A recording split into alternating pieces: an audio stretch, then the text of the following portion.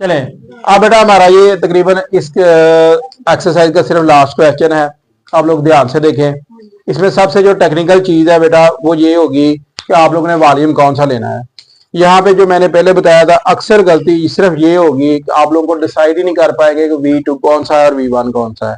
तो इसके लिए सबसे जो बेहतरीन और सिंपल और आसान तरीकाकार है बेटा वो ये आपके पास हाइट है। देखिए अगर आपको ये कहा जाए कि आपने बड़ा वॉल्यूम मालूम करना है मतलब H1 आपके पास ये है। अगर आपने छोटा वॉल्यूम मालूम करना है तो मतलब आपने V2 मालूम करना है। हाँ यहाँ पे एक बात याद रखें, अगर आप लोग मतलब किसी H1 और H2 सही नहीं डिसाइड कर पाते तो बेटा आप लोगों का सवाल ठीक नहीं होगा। तो इसलिए आप लोगों ने ये दो काम ध्यान से करने हैं, यानी यहाँ पे H1 ध्यान से लिखना है और H2 जो है वो ध्यान से लिखना है।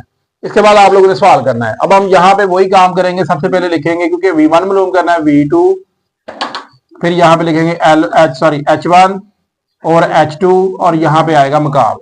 अब आप यहाँ पे इनकी वैल्यूज दर्ज कर दें क्योंकि हमने V1 मालूम करना है, V2 को उधर मल्टीप्लाई कर दे H1 H2 multiply by V2। तो यहाँ पे बेटा आप H1 की वैल्यू रखें जो कि हमारे पास है 5/3 मकाब और मल्टीप्लाई हमारे पास आएगा 270।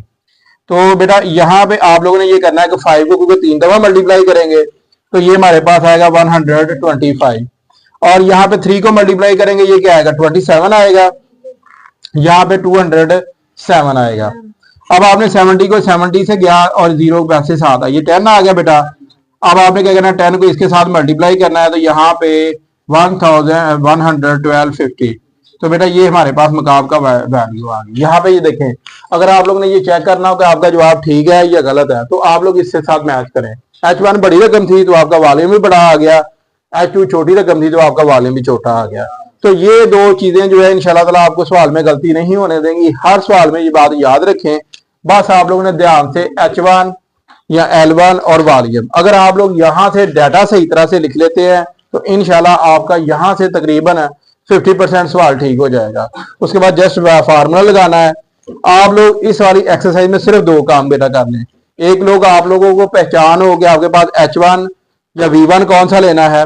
दूसरा अहम काम बेटा आप लोगों का कैलकुलेटर का इस्तेमाल है क्योंकि आप हैंड राइटिंग से करने की कोशिश करेंगे गलती के चांसेस बढ़ जाते हैं। आप कैलकुलेटर का इस्तेमाल सीखें, यहाँ से पहचान सीखें, जस्ट उसमें वैल्यू रखें और इंशाल्लाह ताला कोई ऐसी वजह नहीं है कि आपका सवाल सही ना हो। चलें बेटा हम अपनी नेक्स्ट वीडियो में मुकम्मल करते हैं।